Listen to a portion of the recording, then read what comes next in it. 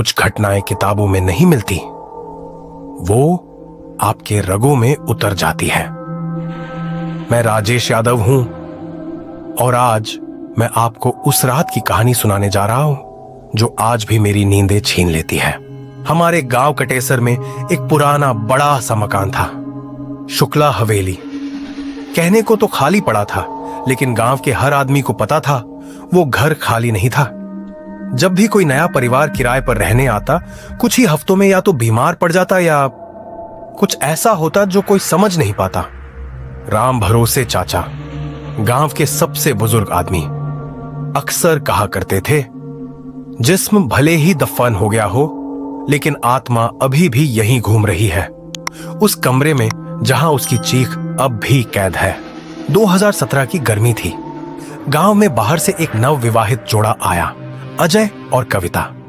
अजय जिला मुख्यालय में सरकारी नौकरी करता था और उसने शुक्ला हवेली का आधा हिस्सा किराए पर लिया। गांव वालों ने उन्हें मना किया, लेकिन अजय शहर का पढ़ा लिखा लड़का था। उसने सब बातों को अंधविश्वास समझा। शुरुआती कुछ दिन ठीक रहे, लेकिन चौथे दिन से कविता को अजीब अजीब सपने आने लगे। वो बार बार कहती, कोई है जो हर रात मुझे देखता है। कमरे के कोने से एक औरत जिसकी आंखों से सिर्फ नफरत झलकती है। अजय ने इन बातों को नजरअंदाज किया, लेकिन गांव के पुजारी पंडित दिनेश मिश्रा को जब यह पता चला, वो सीधे घर पहुंचे। वो जैसे ही हवेली के पुराने हिस्से में घुसे तो ठिठक गए।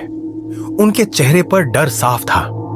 इस घर में कुछ अधूरा है, किसी को मुक्ति नहीं मिली।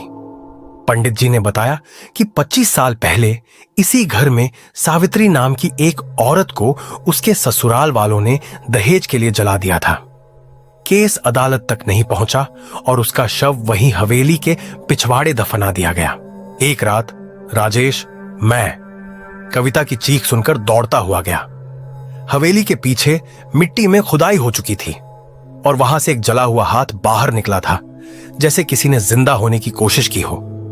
कविता बेहोश थी और अजय पागलों की तरह सिर दीवार पर मार रहा था, चिल्लाते हुए, माफ कर दो सावित्री दीदी, हमें नहीं पता था, माफ कर दो।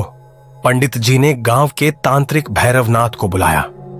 भैरवनाथ ने साफ कहा, जब तक उसकी मौत का बदला नहीं लिया जाएगा, आत्मा कभी मुक्त नहीं होगी।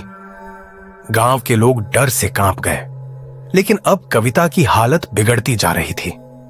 वो सावित्री की भाषा में बात करने लगी थी और बार बार कहती थी, मैं जलकर नहीं मरी थी, मुझे जिंदा गाड़ दिया गया था। भैरवनाथ ने सभी को रात 12 बजे हवेली के आंगन में इकट्ठा किया। वहां हवन शुरू हुआ। अचानक मिट्टी से एक और चेहरा निकला। वो शुक्ला परिवार का बुजुर्ग लल्लन शुक्ला था, जो अब तक गायब था। सावित्री की आत्मा ने उसे जिंदा ही जमीन में घसीट लिया था। उस रात जो हवेली गूंगी थी, उसने फिर से आवाज की, चीखें, जलती हुई आत्मा, और एक बदला पूरा होता हुआ। अगली सुबह हवेली पूरी तरह खाली थी।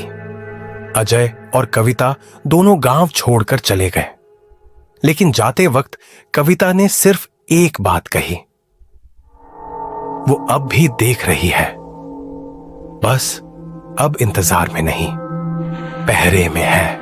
मैंने उस रात को देखा था। हवेली के ऊपर धुएं के बीच एक औरत खड़ी थी, लाल साड़ी में, अधजली, लेकिन आंखों में सुकून। वो अब शायद मुक्ति पा चुकी थी, या फिर कोई और इंतजार शुरू कर चुकी है।